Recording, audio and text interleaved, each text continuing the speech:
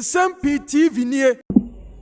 Any court kwasitna ewo Accra High Court, Economic and Financial Division. Now, after court proceedings, yana Richard Jakpa amaye mame Justice Serwaa Botwe JE nibuo fuye papa. In himself court kwasitna kokotnasia. Yemfa court onsem emigina bonten. Enke kansem emfa niema yaka honsem wo court. Ai ho ruling aba, ho judgment aba. Judge na kan bibia fa ho. Afin so opposition and nipa on the court are more train asem ho man so court no ye medina bonten ke kansem bi emfa nkofo no Richard Jakpa pie free court ne wako granted interview to all television stations, radio stations across Ghana. Then someone Jakpa eke kan ogusu kasa kra na ye twina news Jakpa aden na sansem we wo hye docket nim wanka a we pia be gina bonten afi na wo ke kasa sansem Jakpa keka chese ensama wakeka allegations against the judge, allegations against rulings or the other. Jakpa say charges secret the other no charges na wrong, charges na 40. And a judge na dia tum did it yan na nka no na judge mpo sa charges na nka ho ademeti. He's saying the Attorney General is a criminal with no conscience, with an attempt. Jakpa goes on to say it's a confidential document. Say dia ba ankasa seal was no coat of arms. Eagle no that's no eagle back what tab ya bu. Ti new conscience ko mo je krata na kan a whole lot of allegations. And Richard Jakpa and the tuja. Now we and one of our court correspondents, Ebusan said, Jakpa, onye sure say audio recording ya or the baby P more court 60-minute audio recording. And now what per se and non the center of discussion the ongoing trial. I the Attorney General by one kind of one letters of credit. Quite fast to US 700,000 US amount. Our papa faba and now my bofuntia or Casansimu. Nampo time and walk out to Mpo. The judge had to restrain you a couple of times on the manner and the language you were using to answer questions from the learned Attorney General. Na we and a Richard Jakpa say ono de on phobia ho na emra wo hui anasem wo honomi anything that borders on criminality no and the honom afibo eye den na ebere dura ono so na ban bi ba o de be kọ amono so ya kana asem bi di ama no Jakpa kan sem bibiri momienko ni nkonkoti. And when you use the word consistent, it means I didn't engage in fraudulent conduct once, several. Yet the military that I know would not countenance such a behavior once, even for it to become consistent, without charging you, trying you, whether by your commanding officer or appropriate superior authority or by a court martial. I've never even gone on an interview on it. I have no knowledge of all those that such a letter had been written by 7 military officers in order to get me out of the military without my knowledge. I was not made known about that. But why didn't you make it clear to the court when you were confronted with the document? I was never given the opportunity. In fact, the Attorney General was so mischievous that he presented a document, asked me to read it per the court rules. I read it, and then after reading it, he jumped into a different area so that I wouldn't have the opportunity to dissect that letter and expose the mischief and the unfounded allegation and the secret diabolical letter that was written in order to paint me black when I was in the armed forces during the MPP's time when they were in power in 2007. Was that document not part of the disclosures made? No, it was not part of disclosure. It was just brought today to the court. And in fact, that document has nothing to do with the ambulance case as we are dealing with now, at all. But you understand they want to undermine your credibility. That's what they are doing. And prosecution is allowed to do that. I agree. You do that, but then you do that with substantiated, incontrovertible evidence. Not someone who has written a secret document about someone and the person was never confronted. He has no knowledge about it to even defend himself or to even speak to that particular those allegations 17 years ago. And the surprising thing about the whole of that document was that what that letter was alleging was not upon which I was released from the service. That's even the surprising thing about it. I was released under a clause in our Armed Forces Administration volume. It's a law which states that I am being released for lack of application or interest. Lack of application or interest has nothing to do with misconduct and service terminated, which is purely under the discretion of the CDS of the Ghana Armed Forces. So I was not dismayed, I was not released out of misconduct. In fact, were you released out of indebtedness to several people and institutions, which is part of what you read in Open? Not at all. In fact, the release quoted the clause in the Armed Forces Administration law, quoted it clearly. And in that law, it talks about lack of application or interest, service terminated. And I was paid all my gratuity fully. The Armed Forces paid my gratuity fully. And also, in the release, there was an arrangement for the Armed Forces to bear the full cost of transportation of all my household, which as we speak now, they have not even paid it to me.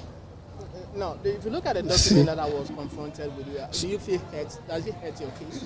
No, not at all. In fact, it's a diversionary tactics employed by the Attorney General trying to discredit my credibility because he had engaged himself in criminal conduct and trying to coerce me to commit a crime by implicating Honorable Atufosin and answering questions to make his case good in court.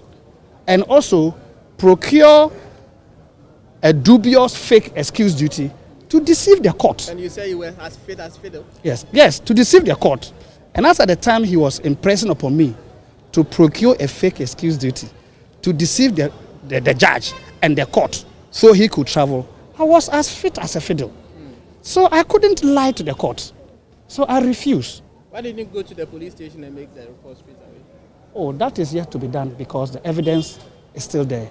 And I will wish to remind you, crime against the state has no expiry date. So at any time of my convenience, I can go and... Mr. Jakpa, were you disappointed that the Attorney General has moved away from your claim that you engaged him on the telephone and he's focusing more on the contract and the LC? Can you come again? I don't get your question. Were you disappointed when the Attorney General stepped in? He moved away from your claim that you had an audio conversation with him and is focusing more on the LC and the contract between Government of Ghana and Big C. Oh, I'm not surprised at all because he had to move away from the audio recording and then the WhatsApp meeting and other things calls he made to me, he had to run away from because those are incontrovertible evidence. He can't lie about them. There's no way he can lie about them. And they are facts. So he had to run away from them. And now he's gone on the wild goose chase looking for things in the military I left 17 years ago to come and discredit my credibility, which has nothing to do with the substantive case in court.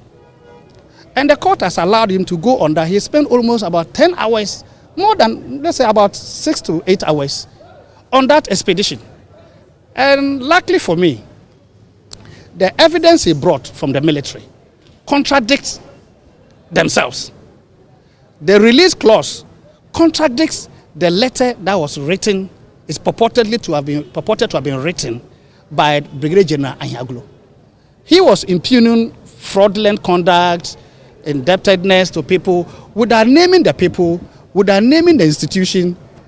It's just a cooked up story that they've just brought up. And when you even look at the coat of arms of the letter, you can see that it's doctored. Because the coat of arms, the wings of the eagle, is broken.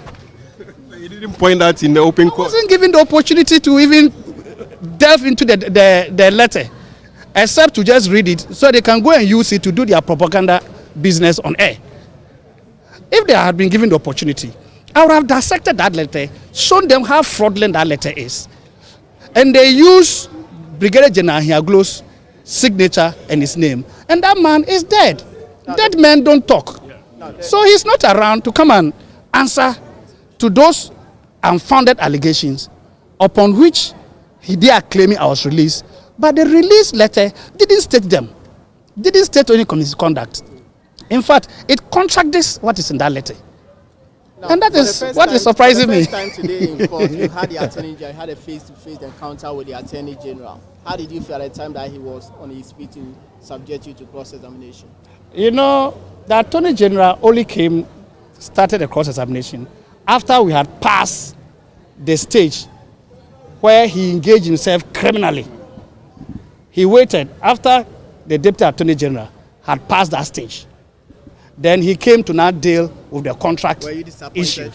I wasn't disappointed because between you and me, this is a man who lacks character. He lacks conscience. He has no respect for any decency. All that matters to him is the end. And he doesn't really care how he achieves it. Whose image he destroys along the way. He doesn't really care. He made the point that because he rejected your request for a plea bargaining or for you to be used as a prosecution witness, that is why you are doing all these. That cannot be. The Attorney General had already promised me that I was going to go off at the submission of no So case. you believe him at that point? Just hold on. Because to him, I was just a mere agent. But I was being used because as a collateral damage. Because in political trial, there must be a collateral damage. Some people must be sacrificed, and that I should know that. And it's a forcing they are going for. So I will go off at the submission of no case. But unfortunately, at the submission of no case ruling, I was asked to open my defense.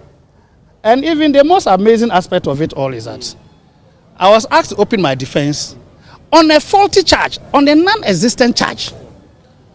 A charge that the Attorney General had not charged me on. But then the court said in his ruling that a prima facie case had been found on me on a different charge that I was not charged on. I have not pleaded guilty to it. I don't even know about that charge. So they didn't establish a prima facie case on the charge that Attorney General charged me on, but rather on a non-existent charge that I didn't plead to. But be as it may, we are at the Court of Appeal on it, on that particular one. And the proceeding at the High Court is still ongoing. That one is passed. We will deal with it at the Appeal Court. Did you propose to be a prosecution witness against that person? It wasn't a proposal. What it was that when he said I was a collateral damage and I'm just a mere agent and I'll be left off. And I said, then if you know I'm a mere agent and I don't have any obligation to the government and I'm not also mentioned in the contract and I didn't have any obligation in the enforcement of the contract, then why didn't you use me as a prosecution witness? It was a question I posed to him. Against that person? No, as a prosecution witness. Because if you say that I don't have any question to answer on this, and I'm a mere agent, and you still determined to use me, then the best option is to use me as a prosecution witness. You call me and tell me, okay, you know about this contract. We want to use you as a prosecution witness. That is for me to now decide whether I will accept it or not. But for you to, on your own, mischievously and diabolically, decide that you make me a collateral damage because you are on a political trial and you need to jail Atuforsen at all costs because your president and your former finance minister want you to jail him. I don't think that is fair. When you were confronted with the exhibits, which has to do with the WhatsApp chat between yourself and the Attorney General, in reading it, you got to a point and you said, this message is deleted. Do you recall that very message that was deleted and who deleted it? No, you know, I started communicating with the Attorney General way back 2022 in February. And you and I know very well, when you are sending a message to somebody and you type a message and you send it and you realize that, oh, you sent the wrong message, you delete it. It's normal in WhatsApp. But if you wait after maybe 3 or 1 week you are deleting, you can only delete what is on your phone, which is you alone, but you can't delete what is on other person's phone. So you realize that the deleted that I deleted was instant because I sent a wrong message and I just deleted it and then I sent the right one. That is normal in sending WhatsApp messages. But it's because they are mischievous and he's pretending to be ignorant about how WhatsApp operates. He's just saying that, oh, you deleted something that was relevant. No. I sent a wrong message and I just deleted it instantly and sent the correct one. It's normal in WhatsApp. What do you make of the point that you ask Mr. Jakpa a simple question and he has to spend so many minutes, so many time responding to that simple question? You see, the questions that this mischievous and characterless Attorney General asks in court, you can't answer that question by simply saying yes or no. But he wanted a yes or no answer. And he will not get a yes or no answer from me because I'm smarter than him. He is asking for a yes or no answer on a question that deals with my integrity. He is not asking for a yes or no answer in respect of the contract. It's about my integrity as a person that he wants to discredit because he has lost his integrity as an Attorney General. So he wants to equalize. So you must understand the motive of the question and deal with it properly and give the background and let the world understand that it's not just a yes or no answer to that mischievous question. People must understand what is behind that question. And that's what Nsem-Pii now show on my YouTube channel. Be the first to know Nsem-Pii TV.